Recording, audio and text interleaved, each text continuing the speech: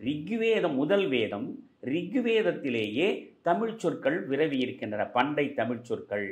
நான் திரும்ப திரும்ப பண்டைய என்று சொல்வதை நீங்கள் புரிந்து கொள்ள வேண்டும். பண்டை தமிழ் சொற்கள் அங்கே இருக்கின்றன என்று பாவாணர் ரொம்ப ஆதாரங்களோடு நிறுவுகிறார். அந்த ரிக்வேதத்திலேயே நம்முடைய பி.டி. சீனிவாச ஐயங்கார் ரொம்ப தெளிவாக தக்ஷின் என்று ஒரு வார்த்தை ரிக்வேதத்தில் இருக்கிறது. தக்ஷின் என்கிற பொழுது அது தென்னிந்தியாவை குறிக்கக்கூடிய ஒன்றாக நாம் பார்க்கிறோம். ஆக தென்னிந்தியாவை பற்றி பேசுவது ரிக்வேதத்திலேயே இருக்கிறது. ரிக்வேதம் ஏறக்குறைய 3000 ஆண்டுகளுக்கு முற்பட்டது. அந்த ரிக்வேதத்திலேயே தமிழ் சார்ந்த பண்டை தமிழ் சொற்கள் இருப்பதை பாவாணர் ஐயத்திற்கிடமில்லாமல் நிரூபித்திருக்கிறார் ஆய்வின் அடிப்படையில்.